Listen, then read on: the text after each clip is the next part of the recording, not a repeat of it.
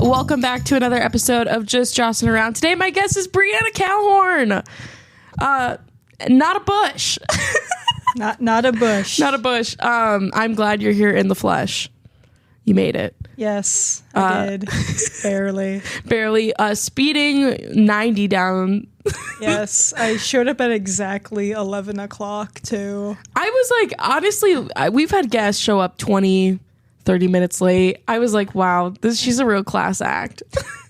I still can't get it through my dumb brain that, you know, it starts at 11 o'clock doesn't mean you should get there at exactly 11 o'clock. Yeah.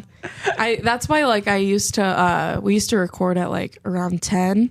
Mm-hmm. And I was like, because I know I got to be there, like, maybe between 9 and 9:30, mm-hmm. which means I got to leave at, like, 8 or 8:30. And I can't wake up early. And I proved that this morning that I can't wake up early. I left my speaker in Weeping Water, Nebraska, and I need it for tonight to play music bingo. So the guy who, like, runs it was like, all right, I can give it to you, but we have to meet, like, before 7 a.m. in Weeping Water, Nebraska. I was like, I told him yes. I was like, I'll be there at 6:45. I slept through my alarms, did not get the speaker, and woke up to a text that was like, hey, are you coming? Meanwhile, like, my phone was like the alarms were going off, but the sound wasn't coming out, which is the absolute worst feeling. Like, oversleeping and then waking up in, like, a bright room, like the sun's coming in. Oh yeah, the dread. I fumbled.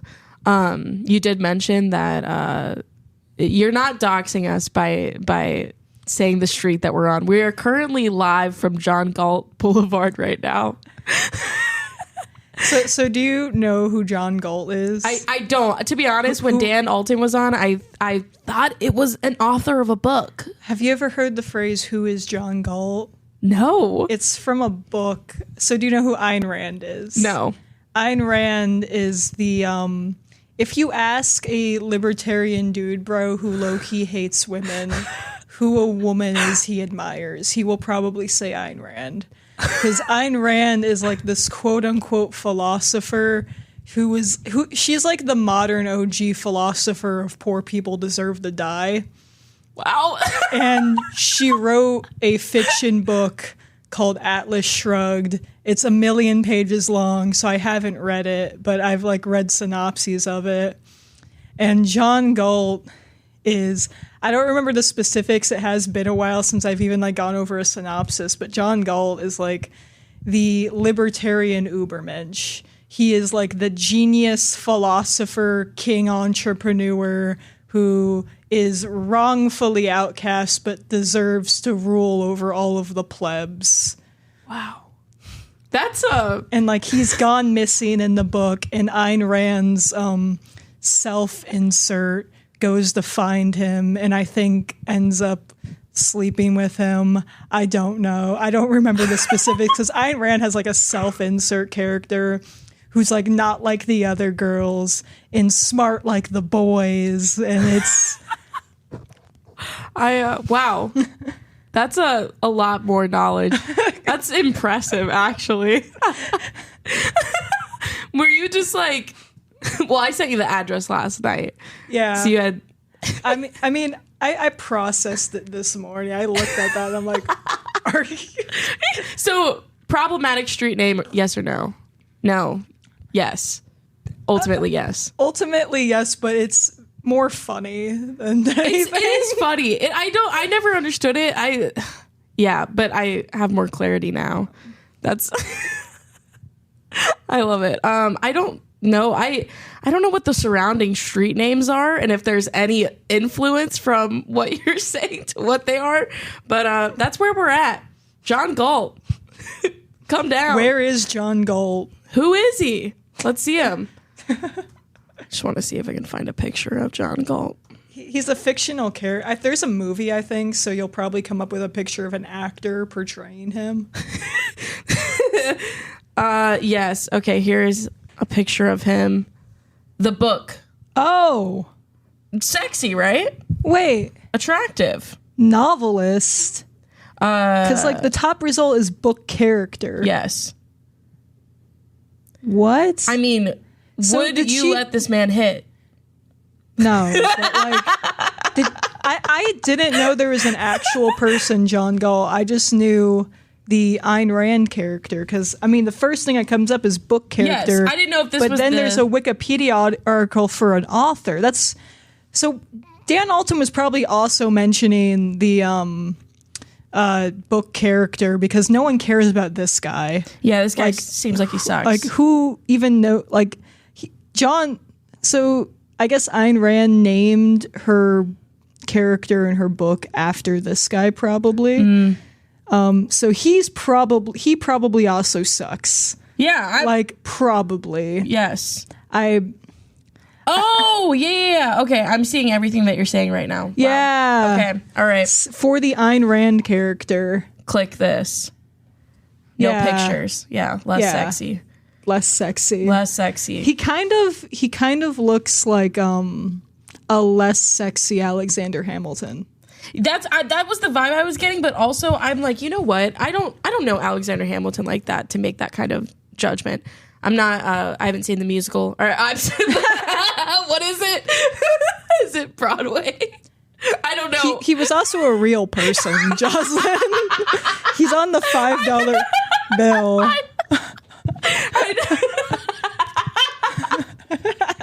I know. I'm just saying. Like, I feel like you were looking at like this doesn't look like Lin-Manuel Miranda.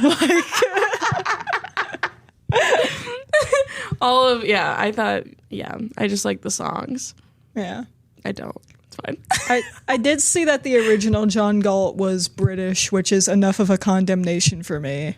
I've never my sister's been very she likes people with the British accent. I'm almost repelled by it. I think it's disgusting.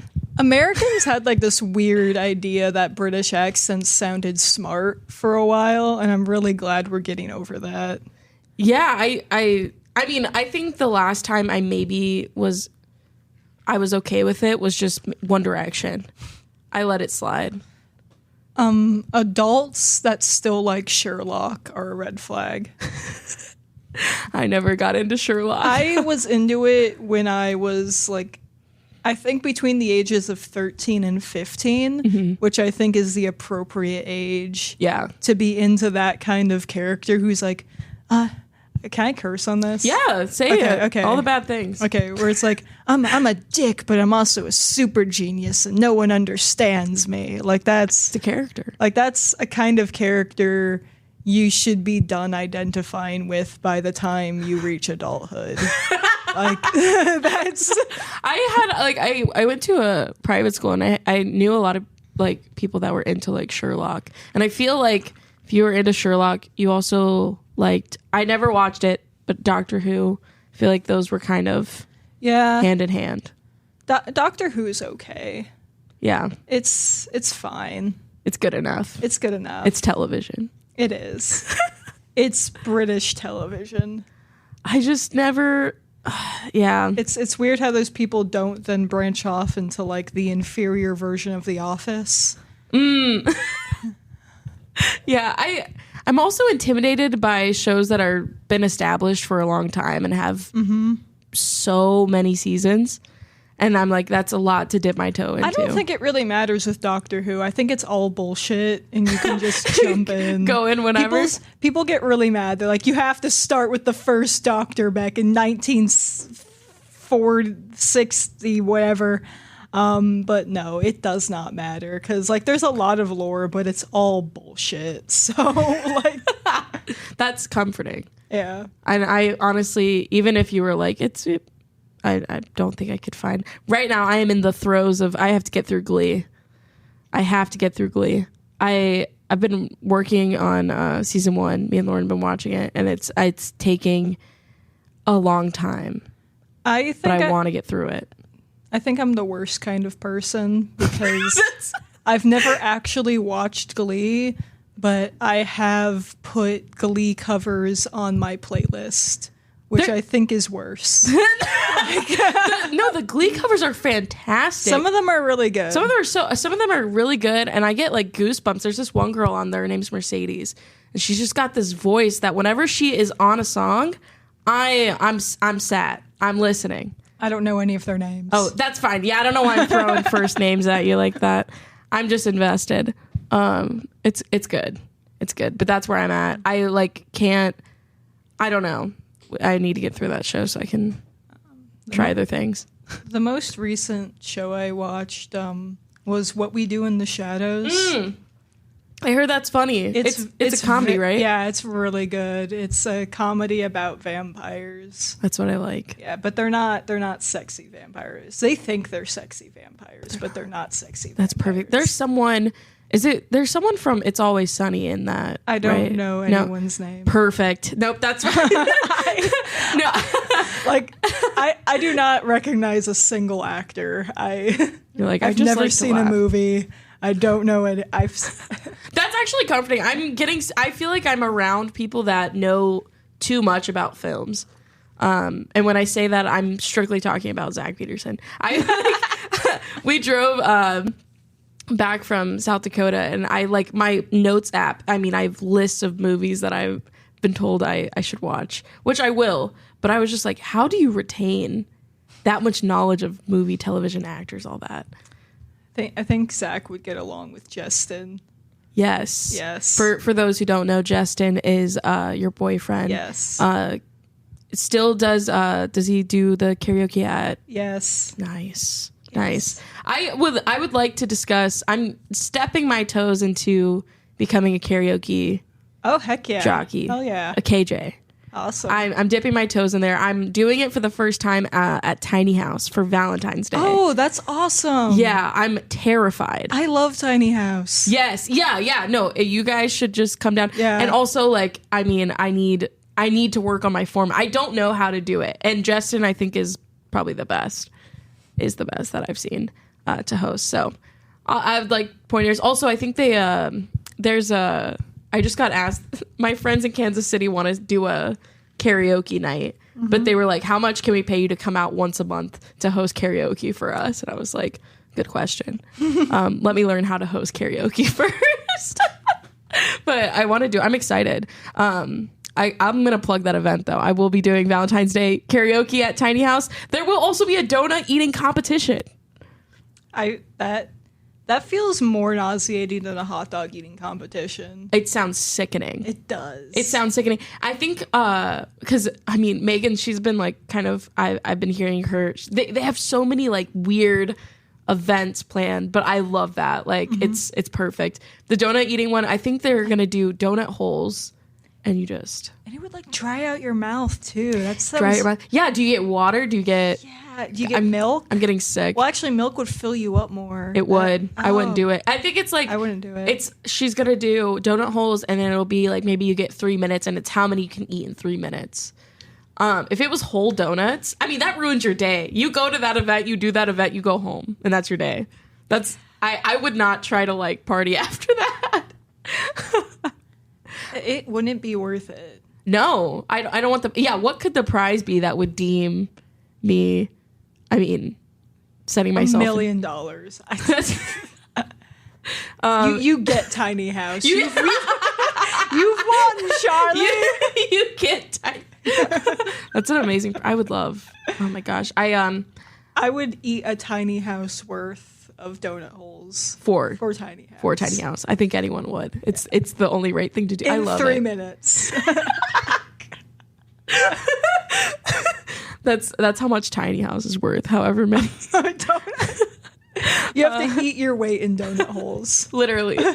I love Tiny House, especially like Megan's got so many like good events going on there. I think it was 2 weeks ago. The whole day was dedicated to celebrating Dolly Parton's birthday. And I was like, yes. Also because I honestly never took time to realize this. Dolly Parton is an unproblematic person. We can celebrate her, I feel like. She's fine. It's kind of like her and Keanu Reeves. Yeah, they're like the only ones left. But with that Dolly Parton's birthday thing, it just makes me wonder if like some batshit idiot like showed up and then got mad she wasn't there. Yeah. Like, they're like, where's... Well, they did have someone dressed in like Dolly like drag at the end of the night. Okay. So she was technically there.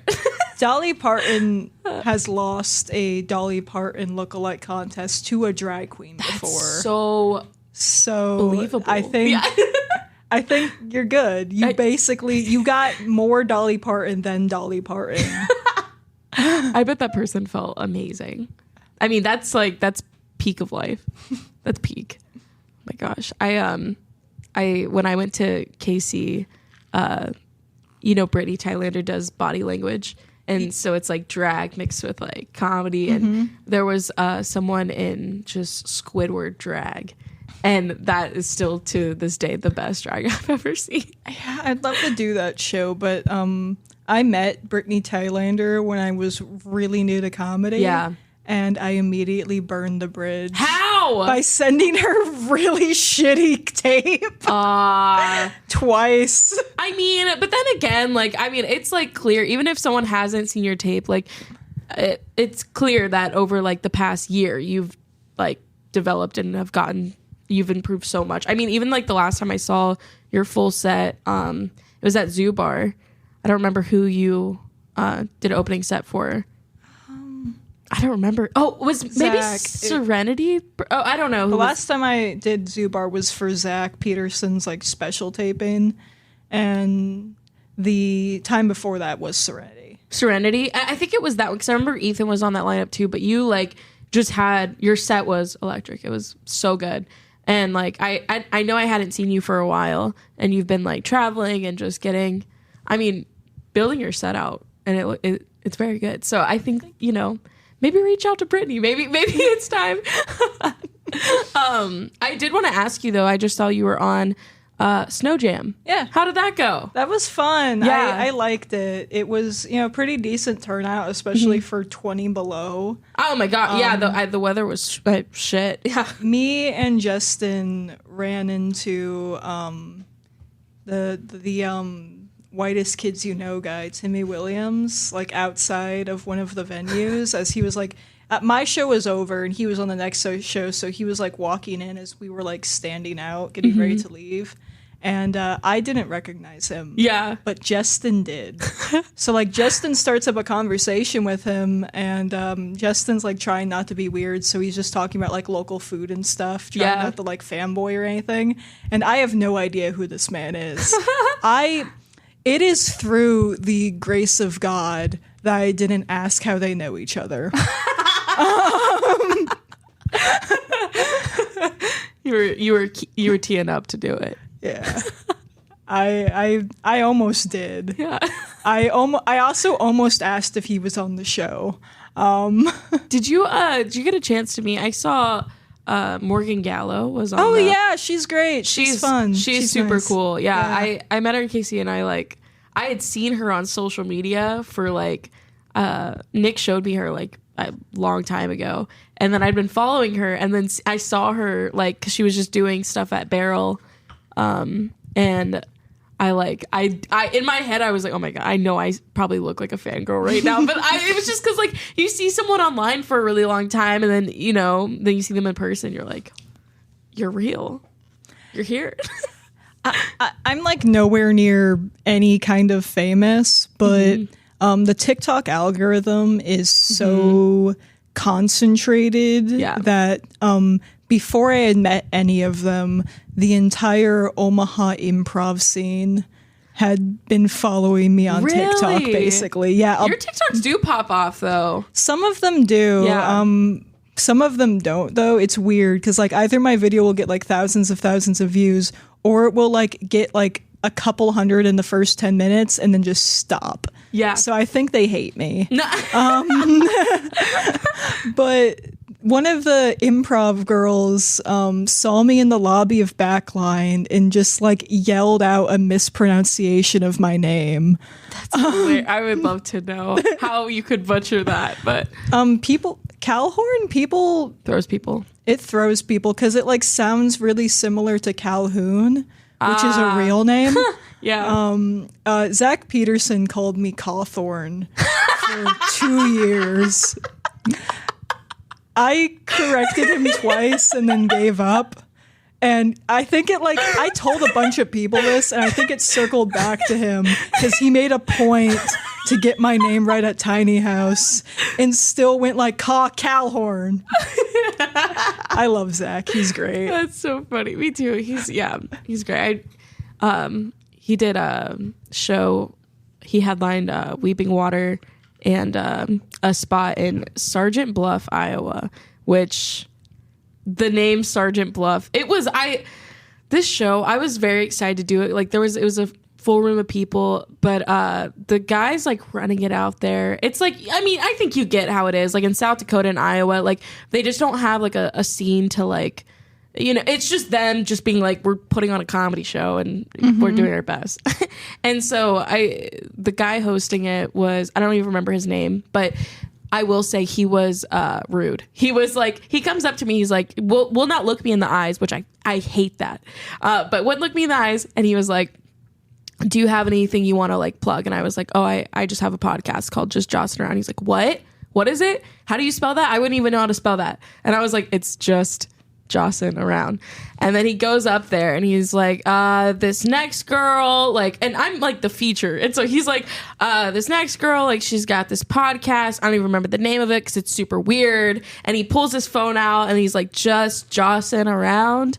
He's like, yeah, super creative, like rolling. And I'm like, dude, what the, like, I was like, what the fuck is your problem right now? He says that. And then after he said it, it like kind of got quiet. And I was like, get it? I was like, because that's like my name. Like me trying to explain myself. But then he brings me up on stage. He calls me up there. And then before, like, as I'm touching the mic, another guy runs the stage. He's like, we have to move the speaker. Like, it's going to be like 2 minutes. So I'm standing off to the side while this guy's like struggling to get a speaker up.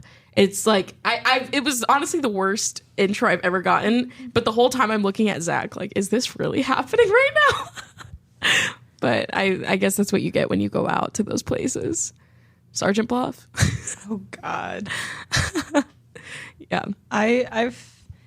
Me and Justin were joking the other night about making a podcast called White Noise.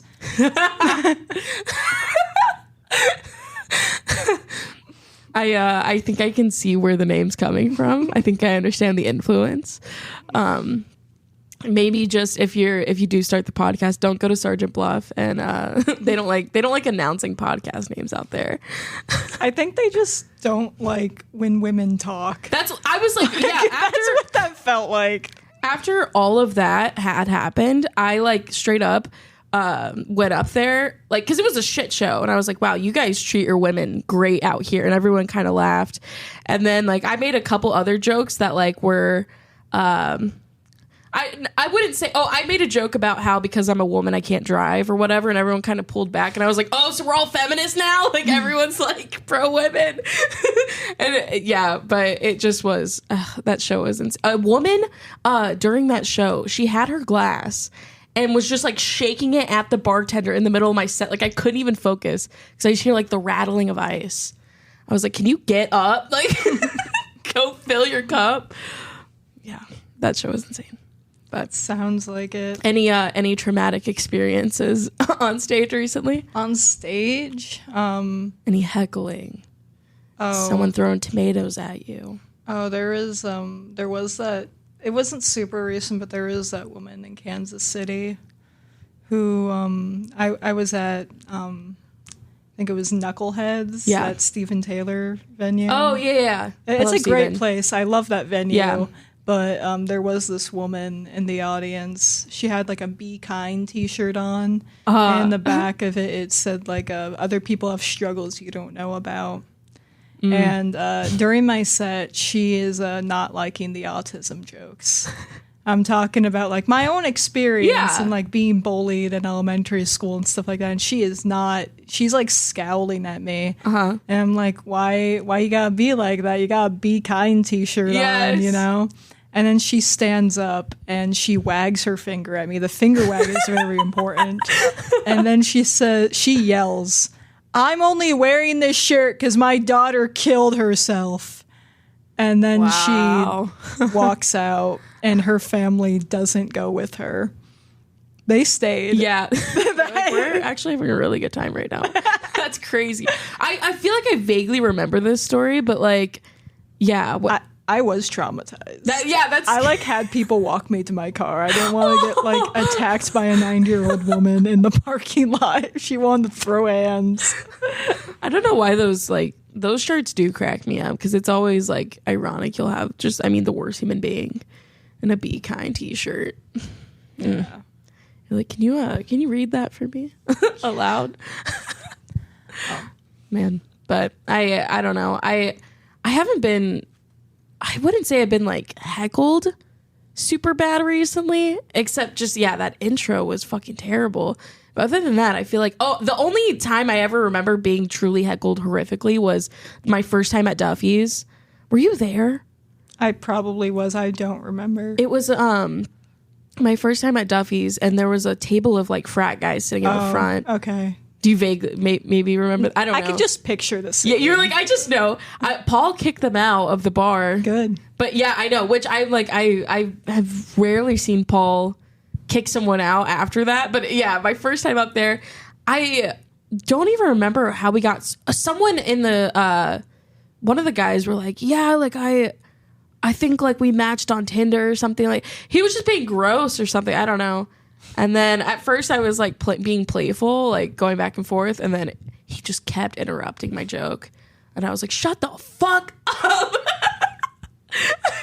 And then I went and I sat and I stared at the fire pit in the back of Duffy's for the rest of the night. People have mistaken Rebecca and I for each other on dating apps before. Okay, how? Like there's somewhere in the bunch of pictures we had up. Was a long time ago. I've been in a relationship for a year. Yes. But I think this happened to her once and it happened to me once, where there's like somewhere in our pictures there's something of us doing stand up. Sure. And they're like, "Hey, I've seen you before at this place at like this show." Yeah. And it's like, "No, that was the other one." That was that's crazy. I mean, like I don't know, people just see a woman doing what? It actually was worse with when it happened to Rebecca, because the person said the right show. He said WrestleMania. Yeah. But he said, "You were the one who won, right?" And no, I won that night, but she had made it to the final round. Yes. Was that the night that that she took my subbed spot? for you? Yes. Yeah. So he had seen us side by side and still could not tell us apart. That's insane. They're like, women in comedy, they just all look alike. I feel like me and Rebecca have gotten like people think that we've looked alike, or at least from behind. Like, or I know even like Steve Ignat in Lincoln very often has called me Rebecca and has called her Joslyne. I wore my glasses to do stand up at Cigars once, and an old man mistook Serenity for me. Stop. He went up to her and told her that she was so brave for talking about her autism on stage. And I'm glad he talked to Serenity, because I would have punched him. Serenity's like, what are you talking about? The other night, when me and Lauren, we co-headlined the Reverb Lounge, and it was like immediately after the set, this woman comes up to me. She goes, "I just loved your joke about the toxic shock syndrome." And I was like, that was Lauren's joke. I was like, I like that joke too. And she was like, "Oh my God." She's like, "I'm not even drunk." I was like, "I didn't think you were." It's okay. I guess you guys' voices sound similar. Do they? A little bit. I don't think so. I'm gonna get. I don't know. When you go into your deeper register, I think they do, but Okay. I think you Deeper register. I have a deeper register. Like, I don't know. I guess when you don't do deadpan delivery that often, but when you slip into that, I think you sound kind of similar to Lauren's delivery. Interesting. Well, I wouldn't even call Lauren deadpan, but I think what would be deadpan for you is just Lauren's normal delivery.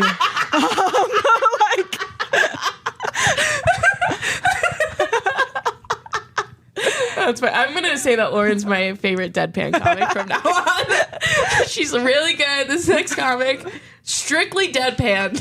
I think I had to go deadpan just to differentiate myself.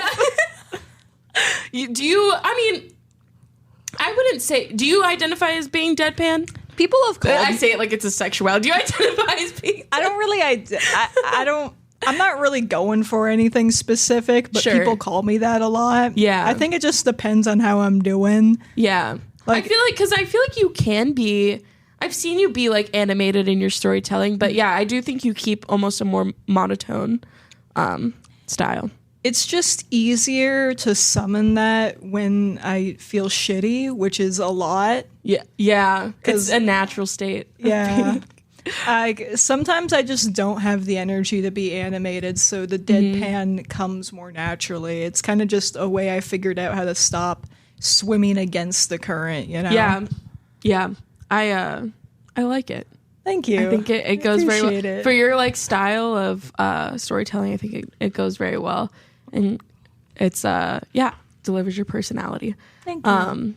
I think no one will outpan Robert Davies. That is true. I remember one night walking into Duffy's and Robert not being deadpan while hosting. I was like, can someone check on him?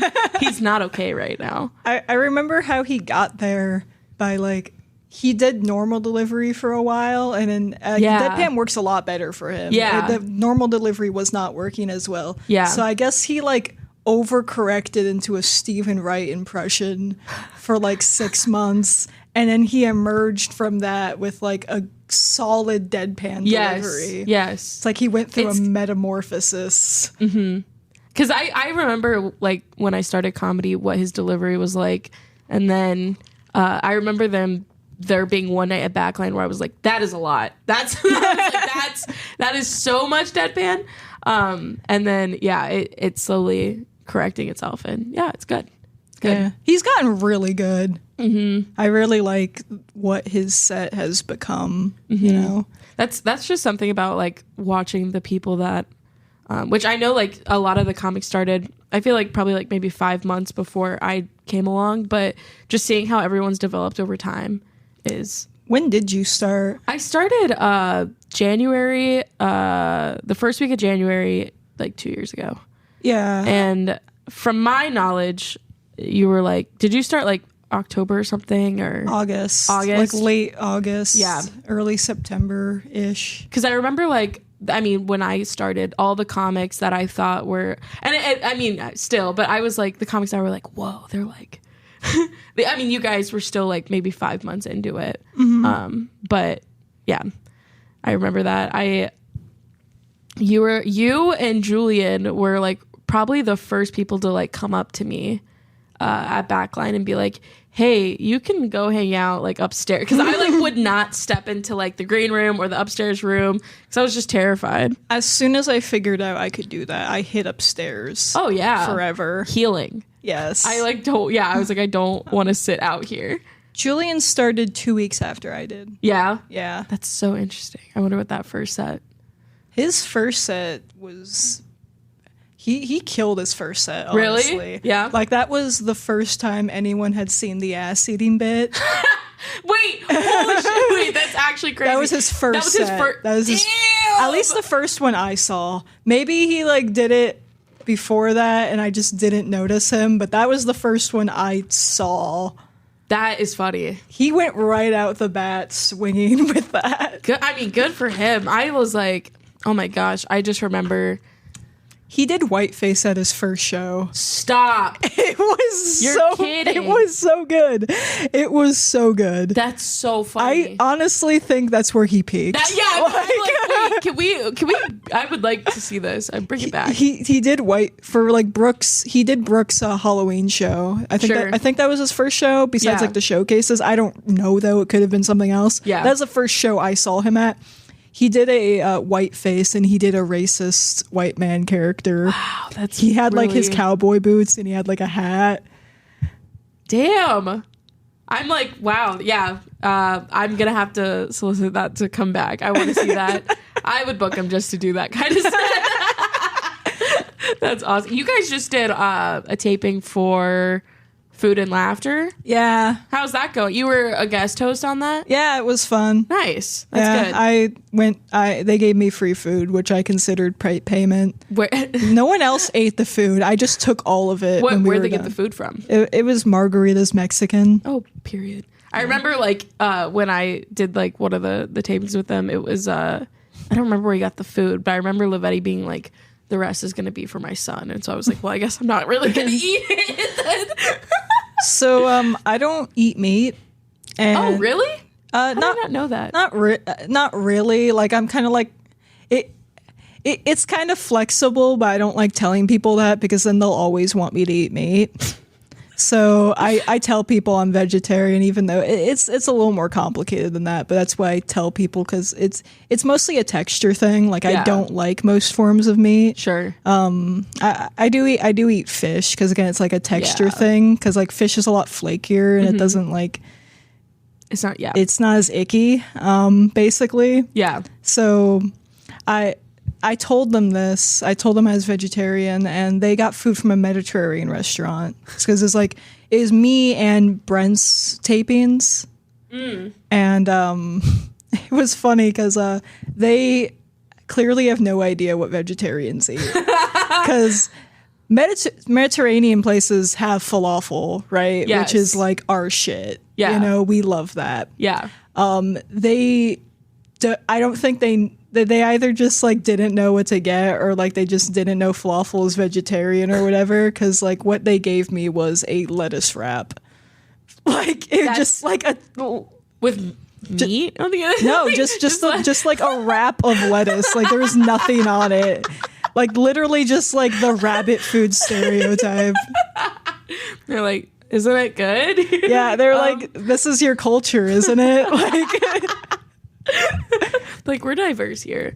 That space that they have to tape in is really fun. It is. It's a fun show. I like it. It's super fun.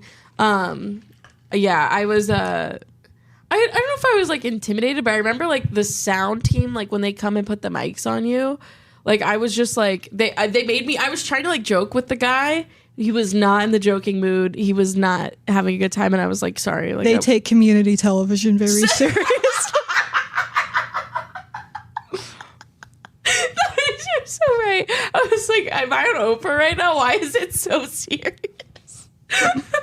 He was not. And then like also I was wearing this like bodysuit, and they have to like get it, like, I don't know, the mic on you, and the guy was like super awkward. I was like, I can do it if like you're not comfortable. He like insisted on doing it himself. He was like, you don't know. Apparently I wasn't putting in the right. They let me do it myself. Really? Yeah, might just have been weird. God, I envy that experience. That's not what I went through.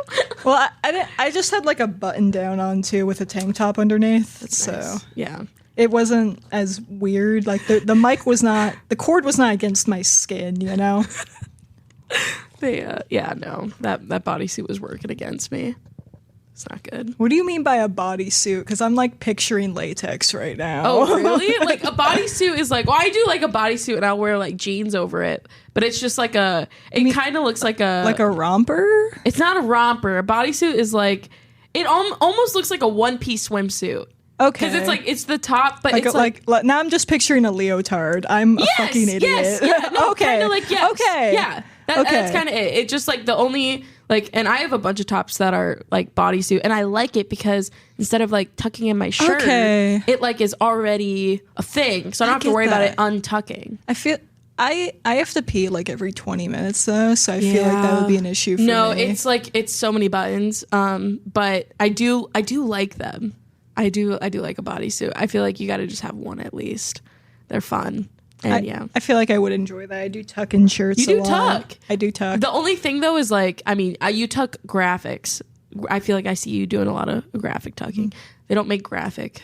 Well, maybe they do. Maybe they make graphic bodysuits, and I'm just not. That's gonna be my new merch line. Yeah. Graphic t-shirt bodysuits. I can get on that. I do like the new merch that you just put out, your pins. Yeah, I got little buttons. They say so the upright text is not gay or straight, and then upside down it says just a bottom. Beautiful. Because that's my bi joke. I'm not gay or straight. I'm just a bottom. I can't deliver anything off stage. It just feels too off. No, I get it. But no, that's perfect. And it's one of my favorite lines in your set. And I recently, I started working on a joke about how, like, I got told that I was a bottom. And I was like, I've always heard people say top, bottom. But, like, truthfully, like, I don't know. I don't know what, like, qualifies that. Is, like, a bottom just, like, being, like, submissive, whatever. Well, in its purest sense, the top is the person giving and the bottom is the person receiving.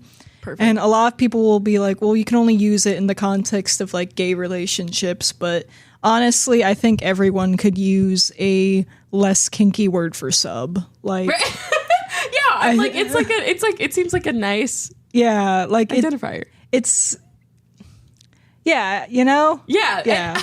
And also I feel like it's just that's also I don't know. It's hard to quantify what's what. But I did look it up and I went on Reddit and the best place to get your sexual education. For real. No, if I need to know something, I am going to Reddit. I don't care. Like I need the truth, first of all. But the first thing that I looked up was like it said like it's okay if you're a bottom. I was like, I feel like it is not. And then I like stopped there. I was like, all right, I don't need to know anything else. If that's who I am, that's fine. I'll learn to embrace myself. But yeah, I don't know.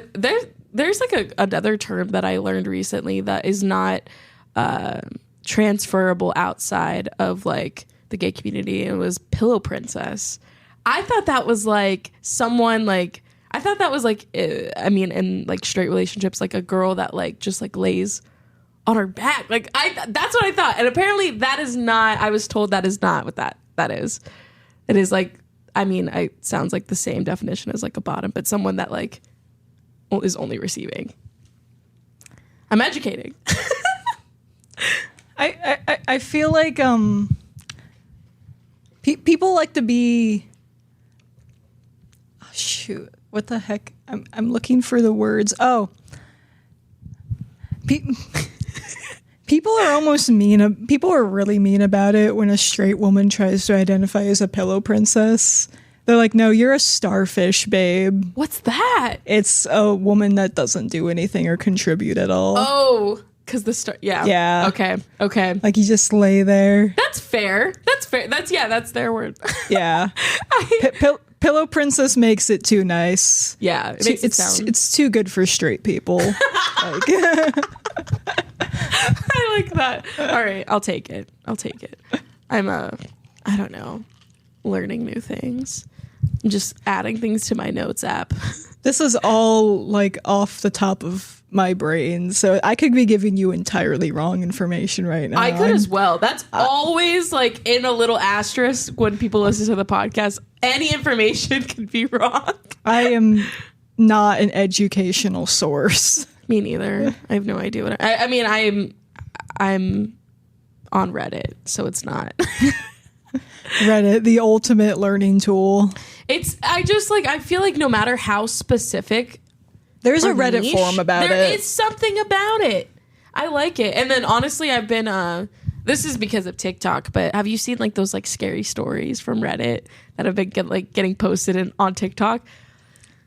Those have been kind of my thing, but I only like look at them like right before I go to bed because I like the fear. They're either really good or really bad. Yeah, the one about the lamp. I haven't seen that one. Oh my gosh, it's like like a brief synopsis of it. It's like this. I think it's a man. It's either a man or a woman. Has this whole family, whole life, whatever. I'm not even going to try to do it. Just look up the lamp story. Anyways, they realize they're like in this coma. And they've like imagined this entire life and it's all fake or whatever. But it's just that one freaks me out. The one I listened to recently was a story about this girl. It was the hide and seek in the park. Is this ringing a bell? No. Okay. I thought you were talking about like the 2 sentence horror stories. What's that? So 2 sentence horror stories are a thing where you have to basically tell a scary story in 2 sentences. And like, it's really hard for me to think of an example of a good one, but a lot of them are really bad. Like a lot of them are like, I got my McDonald's meal, and then I saw the article that McDonald's started serving human meat. Like, oh yeah, that's hard to work. 2 sentences for a horror story. Some of them are really, really good. Yeah, but a lot of them are really bad. Yeah. I mean, that's a lot of. It's a lot of pressure. It's a writing constraint. Just like some people really don't try and they post anyway. No. They just want to be a part of the community. Yeah, and that was one thing. Like, do you ever write, okay, this is kind of a detour, kind of not. Do you ever write fan fiction? Not fan fiction. It's kind of worse. Okay. I used to write, I used to write like scripts for video essays because I wanted to be a YouTuber. Wait, what? Wait, hold on. Scripts for like video essays. What does that mean? Just like you know, like Lindsay Ellis or like people like that. Nothing. Okay, I used to just write essays that I intended to someday read aloud for a YouTube audience, and it would not have gone well. I'm glad I didn't do that. So you never, I mean, there's still opportunity to enter to be a YouTuber. Maybe. That's still a field you can get into. Maybe someday. That was like my, like growing up, I had a YouTube channel, and honestly, if you look hard enough, you'll find it. But I would do like post videos on YouTube, and it was super fun. I had a channel during the pandemic. I would do like drive along with me, and I'd put the camera up and just talk and drive. It was fun. I think I like the YouTuber. It's fun. I don't think I can go off the cuff like a streamer or anything like that. Really? That though, no. Topic. Or at least I'm like perfectionistic about it, and I could never upload the result. Like, I mean, I've done that with like many video ideas where like I'll do it, edit it, put myself through the torture of that, and then I just am like, I'm not putting this up. Like, no, but you've still spent all the time to do so. It's painful. A lot of, I do post videos, but they're very short. You know, like I just upload a TikTok and then I just copy paste on all the other platforms. A lot of men are very angry at me right now. Why? Because I posted a joke that was like, one of the harrowing things about being a woman in stand-up comedy is that it's one of those subjects, much like, you know, World War II or economics, where the more drunk or naturally annoying a man is, the more he will believe he's an expert.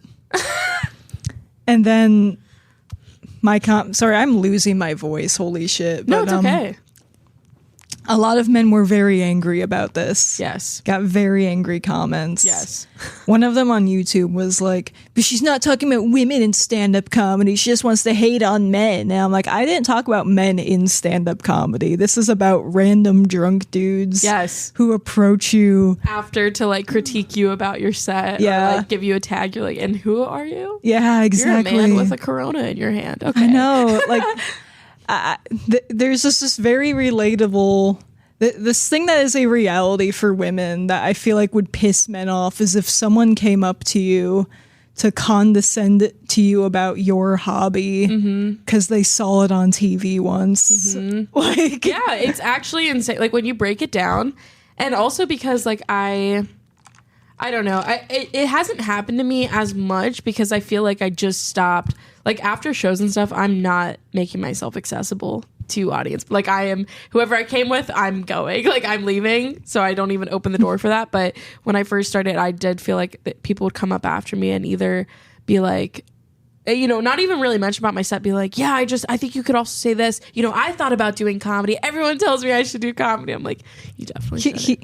Here's a line for you. Put that in your little skits. Oh my god! Why do people say that, dude? So the guy at the show at Weeping Water, which I mean, I love those people, I do. But the guy who booked it, he really wanted me to go up and roast his boss. And I was like, I don't really know him like that. And also that's kind of not my thing. Like, I'm going to go up there and like, I'm going to entertain the audience. I'm not going to like go out and just, make an inside joke in front of all these people. And the whole night he's coming up and he was like, I'll buy you a beer. And I was like, listen, our beers are paid for. Like you don't need to buy us a beer. And so then at some point I'm like, why don't you just go ask Weber? Like go ask Ben Weber if he'll do it. But he's like trying to like feed me lines to go up there and roast. And I'm like, that's even worse. It's even worse. Just he's like, go up there and just tell Jeremy to focus. And I was like, no, because what does that mean to anyone but you two, I didn't know. So was the boss in the audience? He was the bartender. He was bartending.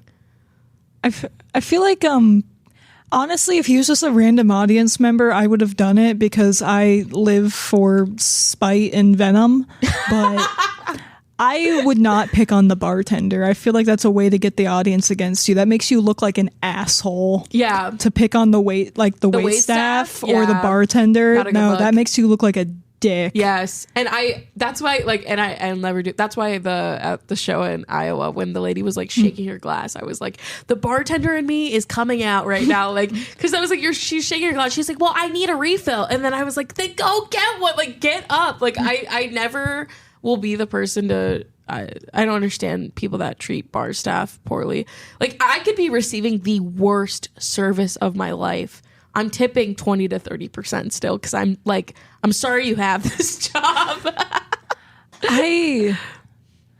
People who just are rude to other people for no reason because they feel like they're, I don't know, above them or something. Yeah, it's absolutely disgusting. Wild to me. It's gross. And I honestly, when it comes to like comics, I rarely see that. Like I haven't encountered it too much. I feel like at least the comics that I surround myself with, they are nice when we go out and like are kind and, tip and all that stuff. But most comics are working those kinds of jobs themselves. Exactly. So they're very sympathetic. Very sympathetic. But yeah, I don't get it. I think I've never been rude to waitstaff, but there was one time where I had worked in overnight inventory, and it was like maybe 4 a.m, and me and the people from my job went to an IHOP, and the waitress was like, I mean, borderline like yelling at it. Like I could tell she hated it and she didn't want to be there, and I get it. Like I was like, and at the end of the night, she came back, she delivered, she was rude as fuck. And I was like, hey, I get it. You hate it here. You don't want to be here. I'm so sorry. Thank you for serving us. And like, I tipped her 20. And I was like, but don't ever like talk to like me like that again. And like, I feel like because I tipped her, I could be like, do not speak to me like that. But also it was just like, I don't know. And like, even then I felt guilty, but I was just like, that was crazy. I don't know. I feel like that's fine. Cause what you were doing is telling her that like, she couldn't be like, super rude to you. Like, she couldn't talk to you in a way that you just shouldn't talk to people in general. I think where it becomes an issue is when people feel like they're entitled to be treated as superiors or very specific kind of treatment. Yes. Like when I worked at cash register, people yelled at me all the time for not smiling. And you're like, I don't owe you that. Yeah. You're like, I'm doing my job. Yeah, I got called a bitch a lot. That's crazy. Yeah. There is this woman who even like she came back into the store to tell me like, your customer service is, you should really smile more and be super like over the top nice and stuff. And I responded to being like, thank you, have a very nice day, like really playing it up. And then she called me a bitch and left. That's so funny. And also it's like most of those jobs are not paying you enough to have that level of charisma. Someone yelled at me until I cried for not smiling enough and then complained to the manager that I was crying. That's actually mental. And like, how do people have time? Like, if I encounter someone, She was holding up the line too. She stood at the register holding up a line of like 15 people just to scream at me for not being happy enough during a rush. That's crazy. That's actually insane. I don't know. I feel like, I'm sure you agree, but like whenever I encounter someone who is clearly having a bad day at their job, I'm just like nice. Like they just need someone just to be gentle and like, have a good day. Like that's all you have to do. And it's fine. Unless I don't know. There's just it's not that big of a deal. It's 2 seconds out of your day that maybe didn't go how you wanted it to go, and it'll be fine. You'll forget about it. I feel like especially with like boomers and stuff, I feel like they just don't like being reminded that people in those kinds of jobs are human beings with emotions. Yes. I think that really upsets them. To serve. Yeah. I think that really makes them very upset. I think there's actually, it's not the same, but it's a little similar.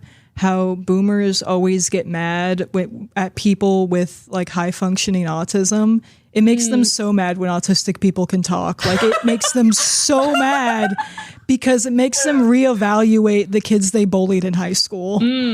Like that's why it pisses them off so much. That is why. Such an interesting that's an interesting take. I like that actually. I've never heard that and I like it. That's funny. It's the same people that will tell you you can't possibly have autism. The same people, their voices go up an octave when they talk to you. Is that a sign of? No, it's not. It's like they just like pick up on it subconsciously and they just start condescending to you. Huh. That's interesting. Like they just like they don't even realize it, but they start doing like baby talk at you. Oh, fuck. It's super weird. Do you encounter that a lot? Mostly with older white women. Really? Fuck. It does happen though. I wouldn't know how to react. I hate it. I consider it to be a slur. Like it makes me irrationally angry. Yeah, like, and then how do you even bring it up? Like, are you talking? Like, I wouldn't even know how to address that. I don't address it. I just try to stop talking to that person as quickly as possible. Yeah, like, this is not a good conversation right now. Yeah. I want to go. Oh my God. Well, this was a good conversation. We're rounding down towards the end of the episode. This is also a good time if you have social medias, shows, all of those things. Where can people get your merch? All stuff like that. So I actually haven't come to my shows and I'll give you, and you can get one that way. But the way it's honestly really weird. I haven't figured out an online system for selling the buttons yet. I've kind of just been doing, if you Venmo me, I will mail it to you. Oh, that's like a good, I think that's fine. It's fine for now. And if I get massive orders, I might have to reconsider that. Yeah. But I sorry for clicking my tongue so much. I know it's annoying. Oh, I mean, it's fine. I have 2 shows in Kansas City coming up. Nice. Where at? Barrel the Bottoms. Oh, sick. Barrel's good. Both of them. Nice. Are you doing what shows are you doing at Barrel? Don't Tell. Oh, sick. Should I be saying that shit? I mean, yes.